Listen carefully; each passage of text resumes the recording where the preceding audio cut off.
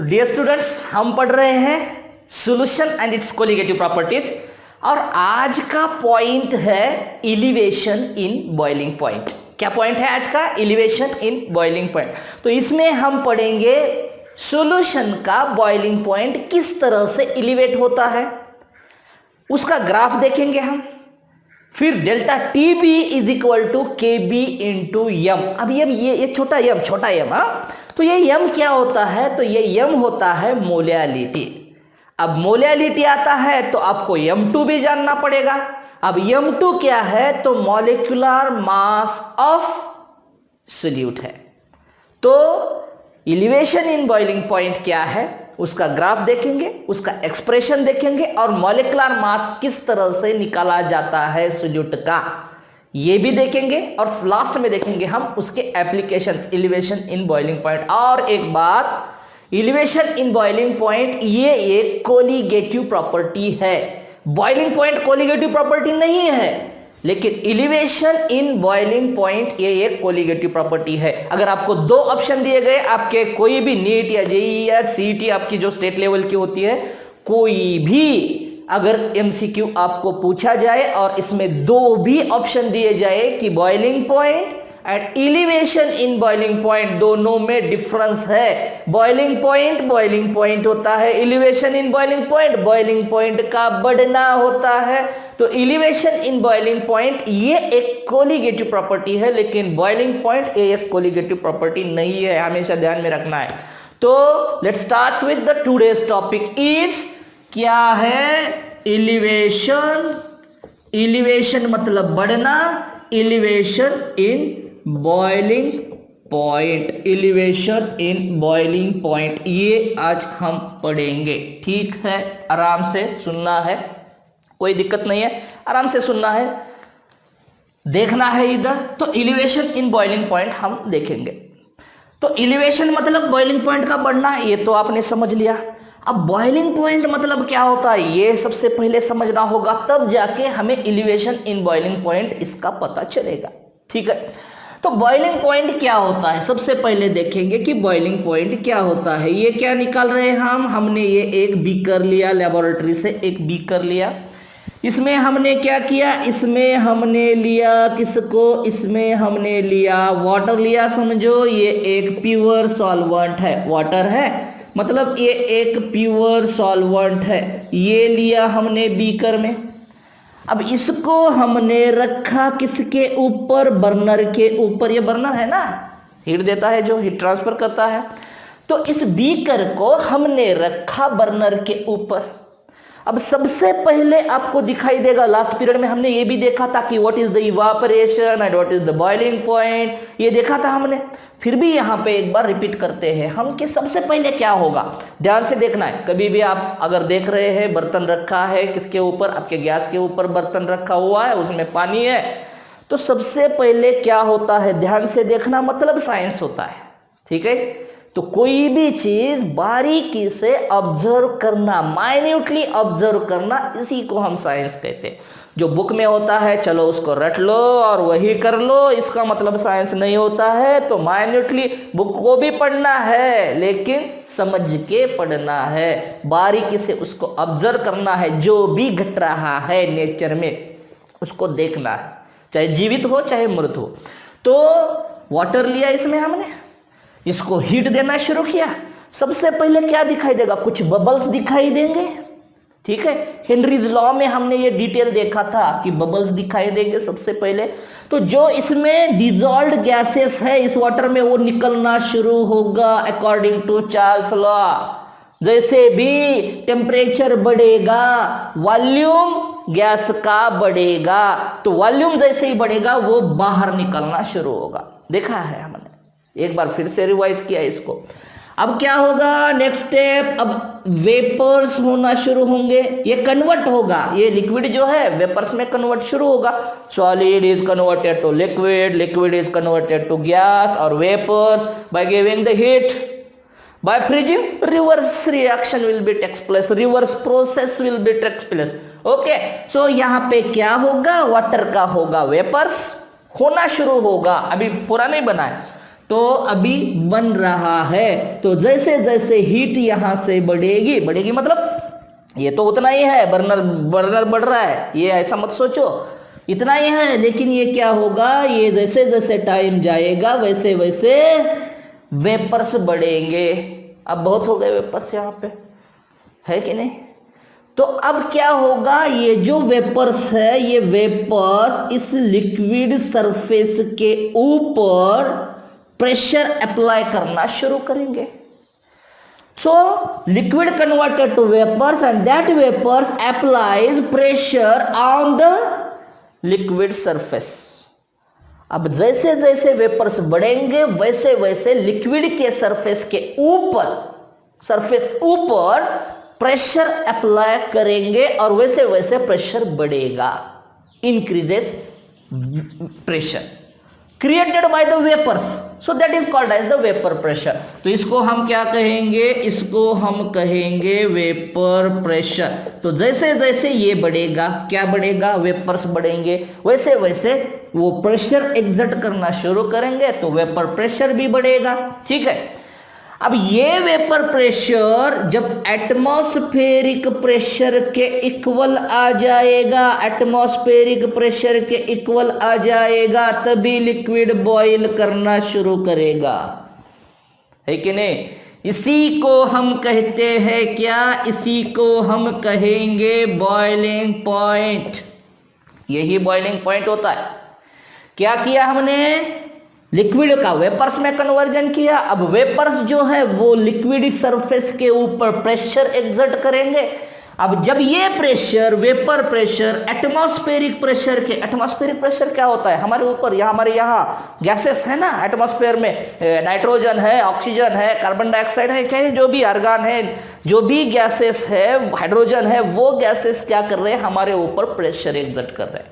ठीक है, तो जैसे जैसे वेपर प्रेशर बढ़ेगा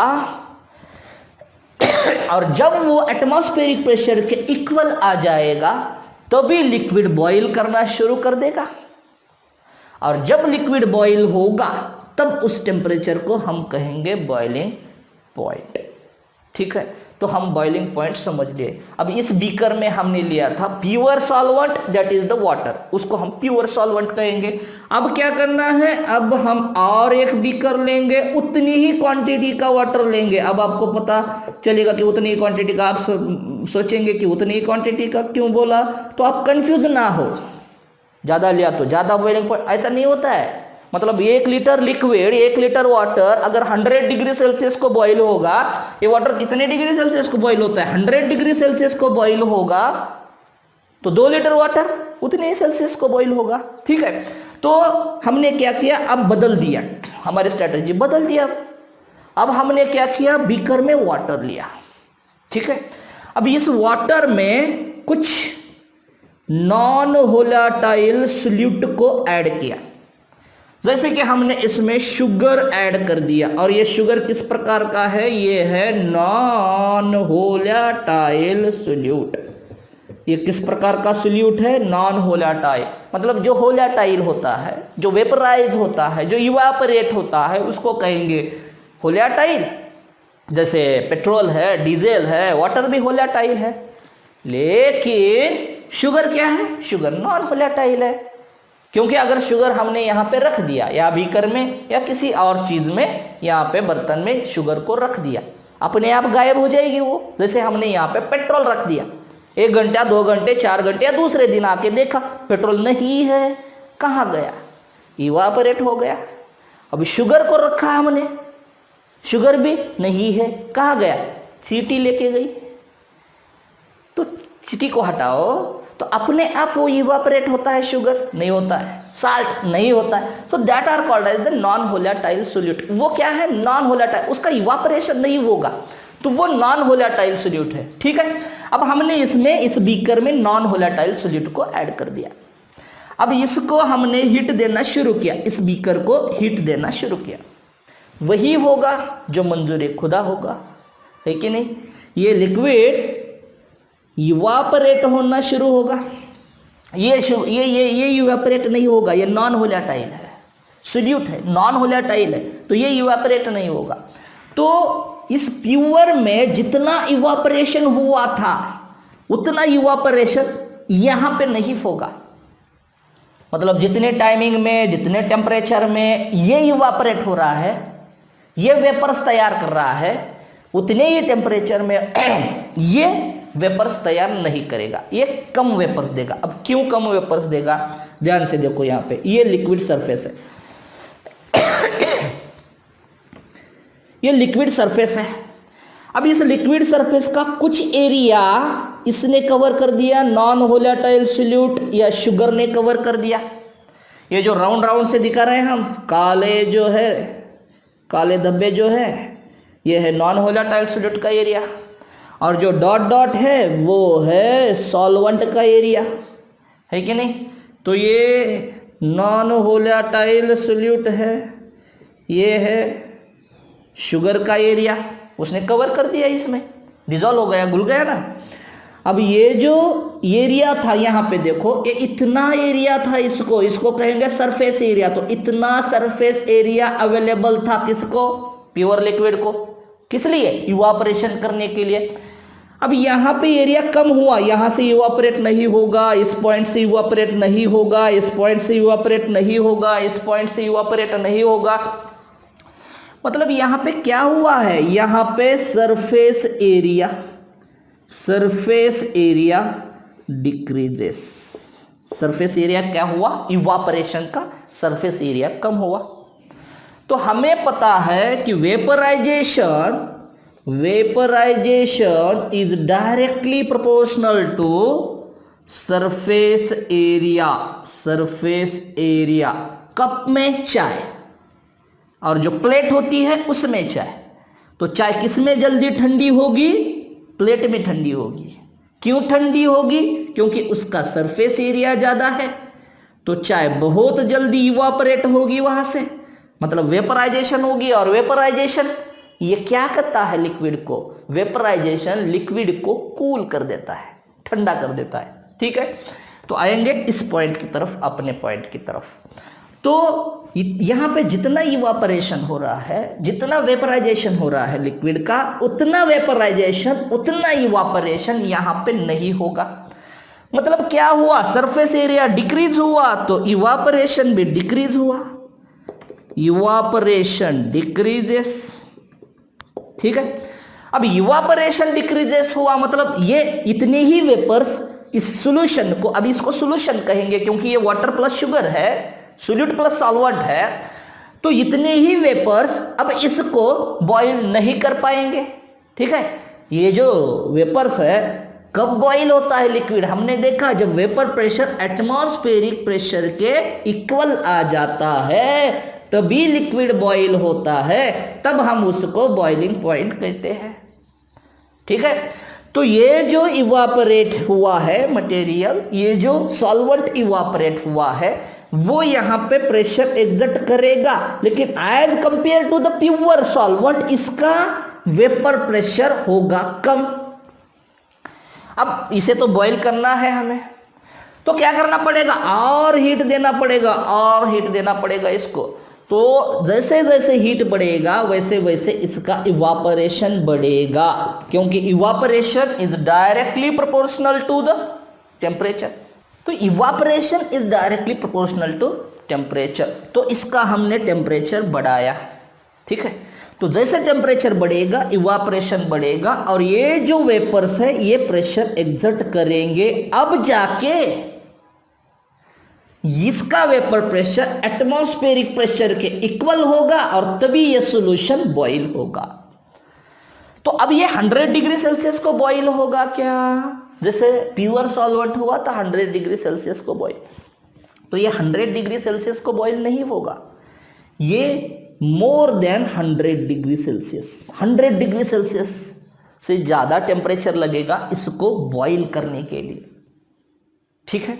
तो इसको कहेंगे इलिवेशन इन बॉइलिंग पॉइंट। अब कब इलिवेट होता है बॉइलिंग पॉइंट, बॉइलिंग पॉइंट मतलब क्या, where vapour pressure becomes equal to the atmospheric pressure, then liquid starts to boil, is called as boiling point, उसको हम boiling point कहेंगे।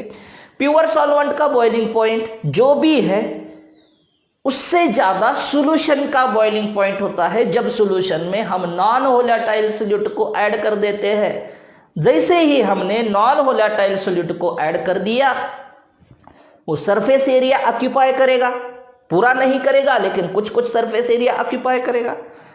अब सरफेस एरिया हुआ कम तो इवापोरेशन भी हुआ कम। अब इवापोरेशन कम हुआ मतलब वेपर प्रेशर भी कम हुआ। तो वेपर प्रेशर कम हुआ तो वो सॉल्यूशन उस टेम्परेचर को, जिस टेम्परेचर पे प्योर लिक्विड बॉयल हुआ था, उस टेम्परेचर को वो सॉल्यूशन बॉयल नहीं होगा जब हम उसमें नॉन वोलेटाइल सॉल्यूट ऐड करेंगे। ठीक है, तो इसी को कहेंगे एलिवेशन इन बॉइलिंग पॉइंट। अब ग्राफ क्या है इसका, ग्राफ के माध्यम से हम इसको समझ लेंगे। ठीक है, अब एलिवेशन इन बॉइलिंग पॉइंट के लिए निकालेंगे हम ग्राफ। ठीक है, तो ये दो एक्सिस यहां पे हमने निकाल दिया। इस एक्सिस पे लिया हमने क्या, वेपर प्रेशर। इस एक्सिस पे लिया हमने टेम्परेचर। ध्यान से देखो, यहां पे छोटा लिखेंगे, वेपर प्रेशर लिया और टेम्परेचर लिया। ठीक है, अब जाएंगे आगे।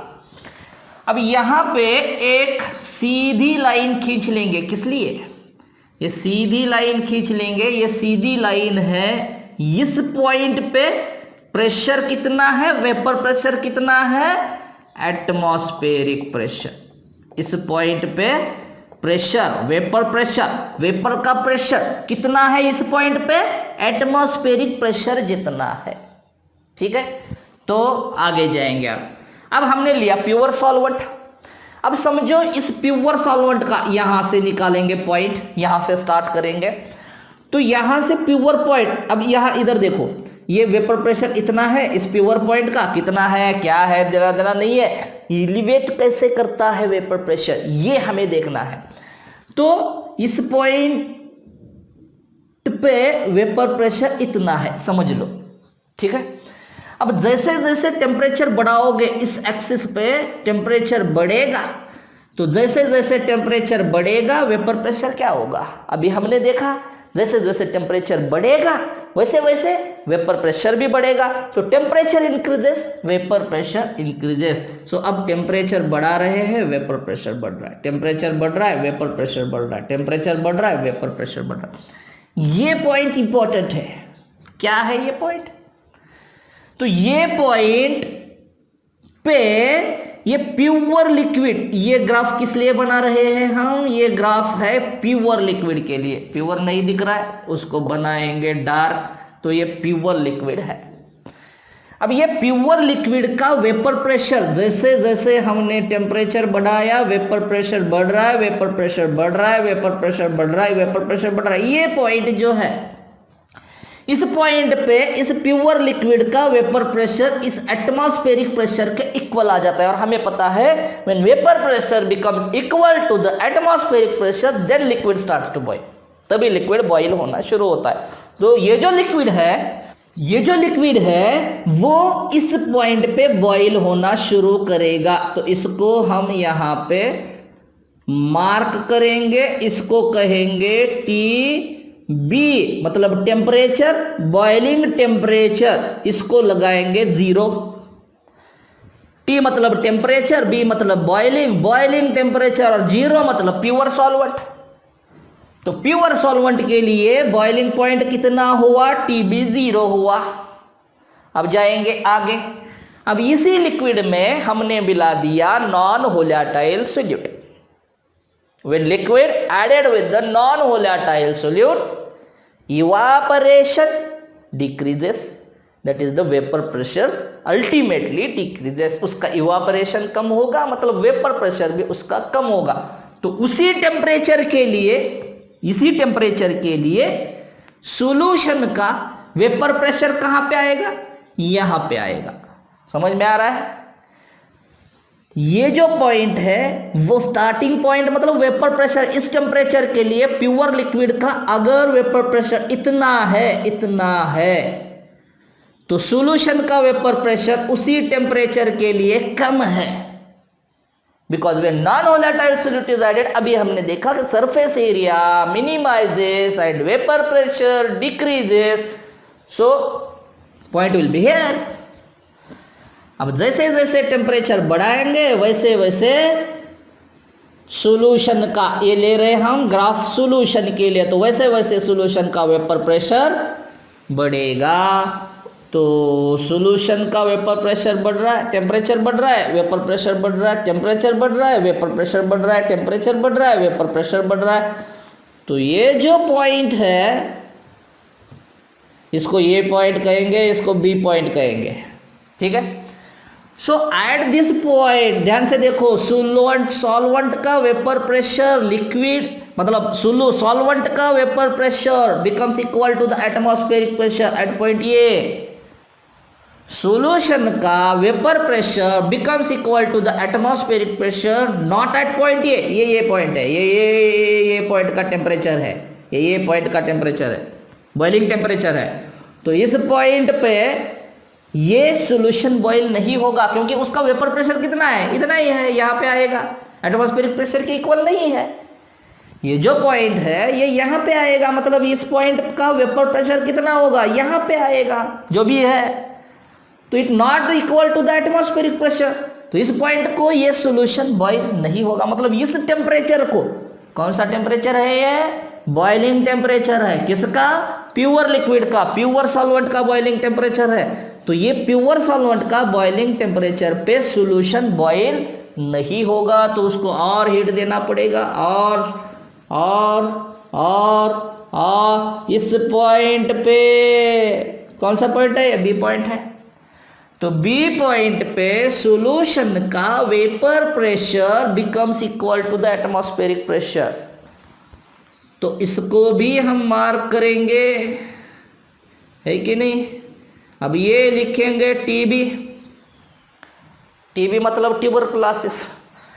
तो ये टीबी मतलब क्या, बॉइलिंग टेम्परेचर है। अब ये टीबी किसका बॉइलिंग टेम्परेचर है, सॉल्यूशन का बॉइलिंग टेम्परेचर है। तो सॉल्यूशन का बॉइलिंग टेम्परेचर ज़्यादा है इस पॉइंट पे, और सॉल्वेंट का बॉइलिंग टेम्परेचर कम है, मतलब बॉइलिंग पॉइंट कम है।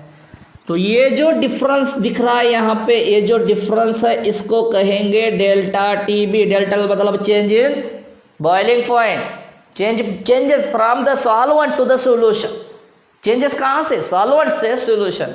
सॉल्वेंट का बॉइलिंग पॉइंट ये, सॉल्यूशन का बॉइलिंग पॉइंट ये, सॉल्यूशन का बॉइलिंग पॉइंट बड़ा ज्यादा है कि नहीं। तो डेल्टा टीबी मतलब change in boiling point is equal to, क्या लिखना पड़ेगा, सिंपल है, बड़े में से छोटा निकाल दो, ठीक है नहीं। बड़ा कौन है, ज्यादा वैल्यू किसकी है, टीबी है, उससे कम वैल्यू किसकी है, टीबी 0 है। तो डेल्टा टीबी क्या है, डेल्टा टीबी मतलब change in boiling point, change in boiling point है डेल्टा टीबी। टीबी क्या है, टीबी है बॉइलिंग पॉइंट या बॉइलिंग टेम्परेचर कहेंगे हम, boiling temperature of solution, solution का बॉइलिंग टेम्परेचर है। अब टीबी 0 क्या है, बॉइलिंग टेम्परेचर ऑफ सॉल्वेंट जो कि प्योर है, ठीक है। तो ये इक्वेशन बना हमारा क्या, delta TB is equal to T B minus T B 0। इसको इस तरह से भी लिख सकते हैं, delta T B change in boiling temperature, change in boiling temperature is equal to boiling temperature of solution minus, short में लिखते हैं, बॉइलिंग टेम्परेचर ऑफ सॉल्वेंट, ठीक है। तो ये हो गया ग्राफ। अब जाएंगे आगे, delta TB is directly proportional to m. ये कहां से आया भाई, delta TB is directly proportional to m, ये कहां से आया, एम मतलब क्या, ये तो पता है, डेल्टा टीबी क्या है, चेंज इन बॉइलिंग पॉइंट है, पता है। एम की मतलब क्या है, एम मतलब है क्या है, मोलैलिटी है, मोलैलिटी। अब देखेंगे ये क्या है।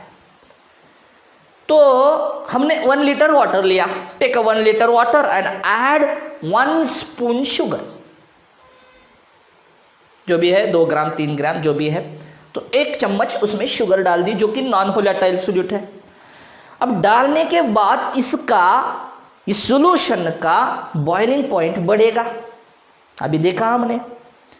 अब बात यह है कि इसमें 1 चम्मच शुगर है। अब एक दूसरा एक्सपेरिमेंट करते हैं यहां पे हम कि बीकर लेना है, उसमें उतना ही क्वांटिटी सॉल्वेंट लेंगे और इसमें 2 चम्मच शुगर डालेंगे। तो इसका बॉइलिंग पॉइंट और इसका बॉइलिंग पॉइंट में भी डिफरेंस है, ठीक है। वाटर का बॉइलिंग पॉइंट जो प्योर था वो 100 है, 1 चम्मच शुगर ऐड कर दिया हमने तो उसका 100 प्लस है। 2 चम्मच शुगर ऐड कर दी तो इसका जितना है 1 चम्मच शुगर सॉल्यूशन का, उससे ज्यादा 2 चम्मच शुगर सॉल्यूशन का बॉइलिंग पॉइंट होता है। तो इसका मतलब क्या है, जितना सॉल्यूट ऐड करोगे उतना मोल फ्रैक्शन बढ़ेगा, मतलब मोलैलिटी बढ़ेगी। What is molality? Number of moles present पर केजी सॉल्वेंट। मोलैलिटी क्या होती है देखा है हमने फर्स्ट पीरियड में, इसी चैप्टर के फर्स्ट पीरियड में देखा है। तो मोलैलिटी मतलब क्या? नंबर ऑफ मोल्स प्रेजेंट पर केजी सॉल्वेंट। 1 केजी सॉल्वेंट में कितने नंबर ऑफ मोल्स। अब अगर 1 स्पून शुगर है तो उसमें नंबर, तो delta TB is equal to K B into m, यहां तक आए हैं। डेल्टा टीबी क्या है? ये है delta T B, change in boiling point. Solvent का बॉइलिंग पॉइंट ये, इसमें सॉल्यूट मिलाया ये बना, फिर सॉल्यूट मिलाया ये बना। फिर सॉल्यूट मतलब इसका ये होता है कि जैसे हमने एक बीकर में वाटर लिया, उसमें 1 चम्मच शुगर डाल दी, अब दूसरे बीकर में 2 चम्मच शुगर डाल दी, तीसरे बीकर में 3 चम्मच शुगर डाल दी। मतलब ये समझ लो कि फर्स्ट बीकर में 5 ग्राम शुगर है, सॉल्वेंट का क्वांटिटी से 1 लीटर या 1 केजी सॉल्वेंट, 1 केजी कंसीडर करो क्योंकि यहाँ पे हम मोलैलिटी पढ़ रहे हैं। अगर मोलैलिटी पढ़ते तो हम सॉल्यूशन 1 लीटर कहते। तो सॉल्वेंट 1 केजी है, 5 ग्राम शुगर है, दूसरे बीकर में 10 ग्राम है, तीसरे बीकर में 15 ग्राम है। तो ये क्या कर रहे हैं ये हम सॉल्यूट की क्वांटिटी बढ़ा रहे हैं। सो सॉल्यूट की क्वांटिटी बढ़ा रहे हैं मतलब नंबर ऑफ मोल्स बढ़ा रहे हैं उसका। तो when it increases number of moles, surface area minimises, surface area decreases. ध्यान में आ रहा है क्या हो रहा है? तो जैसे जैसे number of moles of solute बढ़ेंगे तो सरफेस एरिया कम होगा उस सॉल्यूशन का, and as surface area decreases we know that evaporation decreases, vapor pressure decreases and boiling point increases।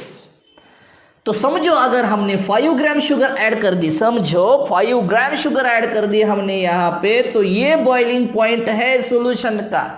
तो 10 ग्राम शुगर ऐड करने के बाद उसी सॉल्यूशन का ये बॉइलिंग पॉइंट नहीं होगा, वो आएगा आगे, फिर 15 ग्राम के लिए आएगा आगे, फिर आएगा आगे, फिर जैसे जैसे सॉल्यूट ऐड करेंगे वैसे वैसे बॉइलिंग पॉइंट बढ़ेगा।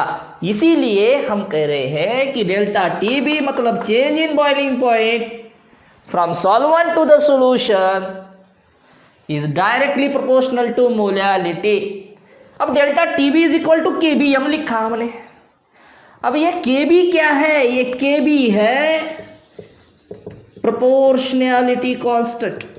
ये केबी क्या है? ये केबी क्या है? ये केबी है प्रोपोर्शनैलिटी कांस्टेंट। इस प्रोपोर्शनैलिटी को हटाया हमने, इस डायरेक्टली प्रोपोर्शनल को, और यहां पे लिखा हमने केबी। तो delta TB is equal to K B into m. अब इस केबी को कहेंगे हम, ध्यान में रखना है एक अलग वर्ड है इबिलियोस्कोपिक कांस्टेंट। इबिलियोस्कोपिक कांस्टेंट, ठीक है, या इसी को हम कहेंगे change in boiling point constant. ये चेंज इन बॉइलिंग पॉइंट है ना, तो change in boiling point constant, और it is also called as ebullioscopic constant. तो change in boiling point constant, ठीक है। अब जाएंगे आगे। अब केबी के यूनिट निकालेंगे, यूनिट ऑफ केबी। केबी का यूनिट क्या हो सकता है? तो delta TB is equal to K B into m, ये इक्वेशन है हमारे पास।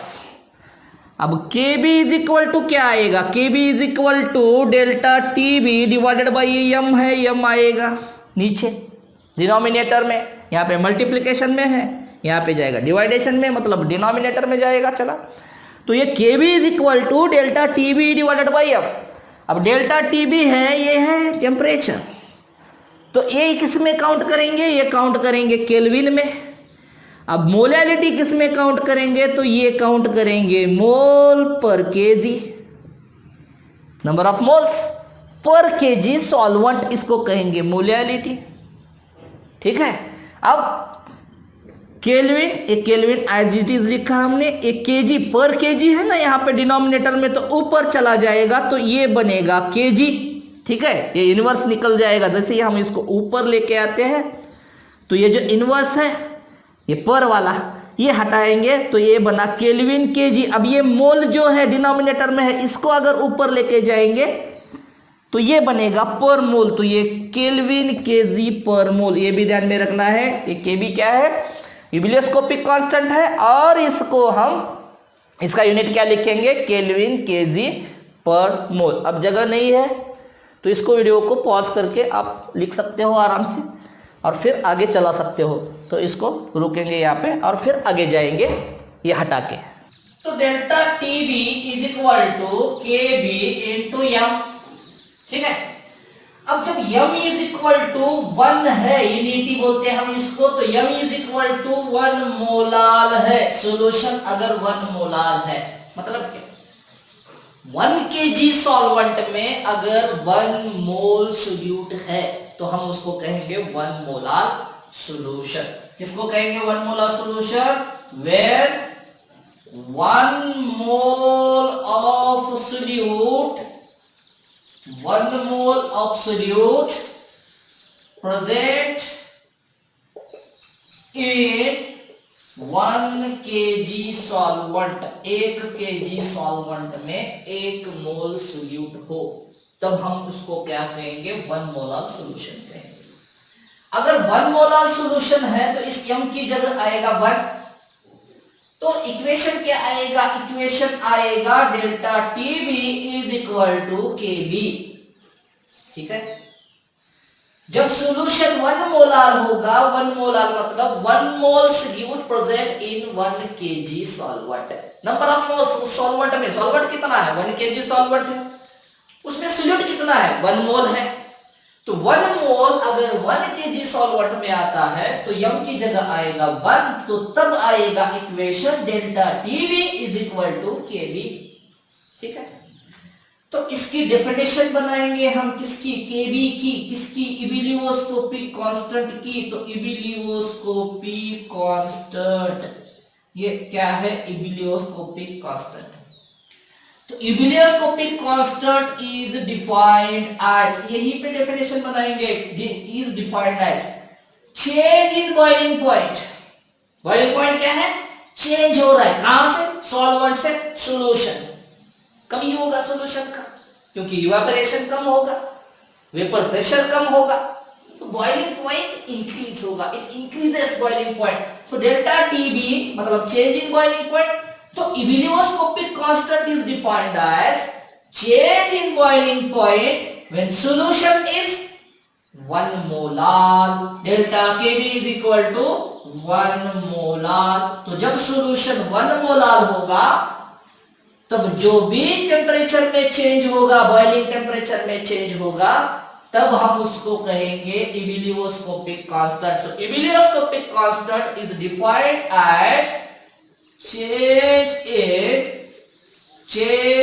in boiling point, change in boiling point when solution is 1 molar, इसको हम कहेंगे इबिलियोस्कोपिक कांस्टेंट। ठीक है, ध्यान में आ रहा है, जब सॉल्यूशन 1 मोलार होता है तब जो भी टेम्परेचर चेंज होगा, बॉइलिंग टेम्परेचर चेंज होगा, पड़ेगा, तो उसको हम क्या कहेंगे, उसको हम कहेंगे इबिलियोस्कोपिक कांस्टेंट और the change in boiling point constant.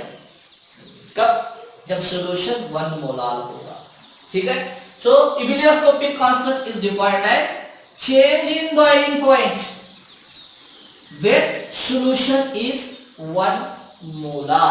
ठीक है, अब मोलियलिटी इज इक्वल टू, अब मोलियलिटी को मेमोराइज करना है, उसको ध्यान में लाना है कि मोलियलिटी मतलब क्या। तो मोलियलिटी मतलब W2 divided by M2 into W1।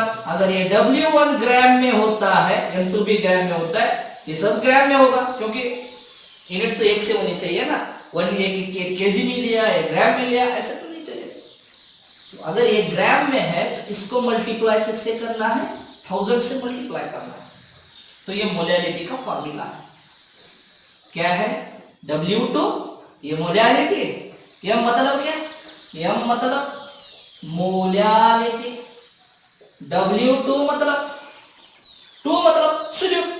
किसी किसी बुक में B भी लिखा होगा, B ये लिखा होगा 1 के लिए, D लिखा होगा 2 के लिए, तो सेम ही है उसका मीनिंग। तो W2 मतलब वेट ऑफ सोल्यूट, W2 मतलब वेट ऑफ सोल्यूट, 2 मतलब सोल्यूट, 1 मतलब सॉल्वेंट। पहले सॉल्वेंट लेंगे फिर सोल्यूट ऐड करेंगे, पहले सॉल्वेंट लेंगे फिर सोल्यूट ऐड करेंगे। तो 1 मतलब सॉल्वेंट, 2 मतलब सोल्यूट। तो ये M2 क्या है, M2 है molecular mass of solute.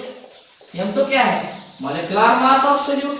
W1 क्या है, W1 है वेट ऑफ, 1 मतलब सॉल्वेंट, तो ये W1 क्या है, वेट ऑफ सॉल्वेंट है। तो ये हुआ equation, molality is equal to W2 into 1000 divided by M2 into W1। अब इसी M को रखेंगे किसमें, delta TB is equal to KB into M। फिर से लिखेंगे यहाँ पे delta TB is equal to KB into M। अब इस M की जो वैल्यू है उसको रखेंगे M की जगह, तो ये आएगा delta TB is equal to KB into W2 into 1000 divided by M2 molar mass of solute into W1। ये सब ग्राम में होना चाहिए, ठीक है। तो अब निकालेंगे M2 को, तो M2 जाएगा यहाँ, डेल्टा TB आएगा यहाँ, तो ये KB इक्वेशन बनेगा ये W2 into 1000 divided by delta TB into W1। ठीक है, so this is the molecular mass of solute। M2 क्या है, लिखा है यहाँ पे molecular mass of solute। तो हम क्या कर सकते हैं, molecular mass of solute, तो हम solute का molecular mass कैलकुलेट कर सकते हैं by using elevation in boiling point। तो इससे पता चलता है कि elevation in boiling point is the colligative property. ये एक कॉलिगेटिव प्रॉपर्टी है। और कॉलिगेटिव प्रॉपर्टी मतलब क्या, colligative property means it depends on the number of solute particles, और it depends on the numbers, it not depends on the nature, it depends on the numbers. ये numbers के ऊपर depend होता है, उसको हम कहेंगे कॉलिगेटिव प्रॉपर्टी। तो कौन सी कॉलिगेटिव प्रॉपर्टीज है, relative lowering of vapour pressure, Raoult's law में हमने देखा, एलिवेशन इन बॉइलिंग पॉइंट, फिर नेक्स्ट पीरियड में देखेंगे डिप्रेशन इन फ्रीजिंग पॉइंट, फिर नेक्स्ट पीरियड में देखेंगे ऑस्मोटिक प्रेशर। तो ये 4 कॉलिगेटिव प्रॉपर्टी हमें सीखना है। तो what is the colligative property, such a property which depends on the number. तो ये एलिवेशन इन बॉइलिंग पॉइंट तो नंबर पे डिपेंड है, क्योंकि ये M2 मॉलिक्यूलर मास, तो जितना ये मोलियलिटी नंबर ऑफ मोल्स है, तो जितने number of A molecular mass बढ़ेगा या मास बढ़ेगा, सोल्यूट का मास बढ़ेगा, वैसे मोलियलिटी बढ़ेगी मतलब डेल्टा TB बढ़ेगा, क्योंकि ये मल्टीप्लिकेशन में आ रहा है तो डेल्टा TB बढ़ेगा। ठीक है, तो it depends on the number, so this is the colligative property. तो अब इसके एप्लीकेशंस क्या है, एलिवेशन इन बॉइलिंग पॉइंट के एप्लीकेशंस क्या है, इससे क्या पता चलता है हमें ध्यान में रखना, ये इंपॉर्टेंट है बहुत। क्या है, समझो हमने ये वाटर लिया इस बीकर में, तो ये 100 डिग्री सेल्सियस को बॉईल होता है। अब इसमें हमें कुछ तो बॉईल करना है, मतलब चावल पकाना है इसमें। तो चावल पकाते समय अगर हमने इसमें ऐड कर दिया सोडियम क्लोराइड को, नमक ऐड ही करते हैं ना, चावल पकाते समय नमक ऐड करते हैं, तो नमक पहले ऐड करना है या बाद में ऐड करना है, ये सीखेंगे हम इस पॉइंट से, एलिवेशन इन बॉइलिंग पॉइंट से। अब बाद में मतलब जब पका हुआ है, मतलब लास्ट स्टेज में है, पकने की प्रोसेस लास्ट स्टेज में है, कुकिंग प्रोसेस लास्ट स्टेज में है, तो तब NaCl ऐड करना है या पहले से ही NaCl ऐड करना है? तो हमें पता है कि NaCl is the non volatile solute and it minimizes surface area. तो surface area decreases, boiling point increases. तो शुरू से ही हमने अगर इसमें NaCl ऐड किया तो ये बॉइल होगा प्लस 100 डिग्री सेल्सियस पे, मतलब 100 डिग्री सेल्सियस तो बॉइल नहीं होगा, तो बॉइलिंग पॉइंट बढ़ेगा, शुरुआत से बढ़ेगा। लास्ट में भी आपने ऐड किया तो भी बढ़ेगा, शुरुआत से बढ़ेगा। तो शुरुआत से ऐड करना है या लास्ट में ऐड करना है? तो अगर हम शुरुआत से ऐड करते हैं इसको, तो शुरुआत से ही 100 डिग्री सेल्सियस को उसमें जो लिक्विड है, वाटर है, वो बॉइल नहीं होगा, तो शुरुआत से ही उसका बॉइलिंग पॉइंट बढ़ेगा। और हमने ये देखा है कि अगर बॉइलिंग पॉइंट बढ़ता है तो फ्यूल कम लगता है, ठीक है। तो ये क्या करेगा, प्लस 100 डिग्री सेल्सियस को बॉइल होगा शुरुआत से, तो इसको फ्यूल कम लगेगा, मतलब कम समय में ये पकेगा। तो ये आपका क्या कम कम कम कर रहा है, टाइम भी कम कर रहा है आपका, और ये आपका इसके साथ फ्यूल भी कम कर रहा है, मतलब अपनी इकोनॉमी भी बचा रहा है, फ्यूल भी बचा रहा है और आपका टाइम भी बचा रहा है। तो शुरुआत से अगर नमक ऐड करते हो, मतलब नॉन वोलेटाइल सॉल्यूट जो भी है, जो जरूरी है उस सॉल्यूशन में, तो नॉन वोलेटाइल सॉल्यूट जैसे ऐड करोगे वैसे इसका बॉइलिंग पॉइंट बढ़ेगा, क्योंकि इवापोरेशन होगा कम, बॉइलिंग पॉइंट होगा ज्यादा। तो जैसे बॉइलिंग पॉइंट बढ़ेगा, कम फ्यूल में ये पकेगा, ठीक है। So this is overall about the elevation in boiling point. Important thing is that boiling point का बढ़ना, elevation in boiling point is colligative property. Colligative property means it depends on the number of particles, not on the nature of particles.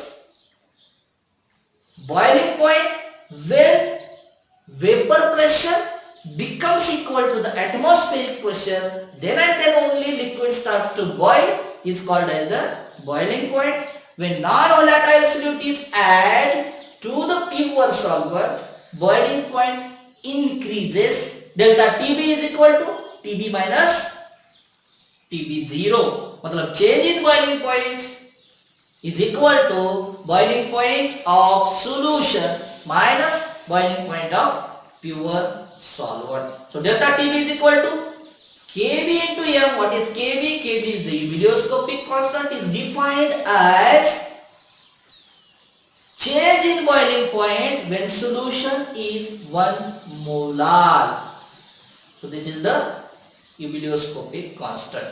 So at last, by using these equations, we can calculate M2, that is the molecular mass of solute, is equal to Kb into W2 into 1000 divided by delta Tb into W1. अगर ये ग्राम में है तो 1000, ठीक है।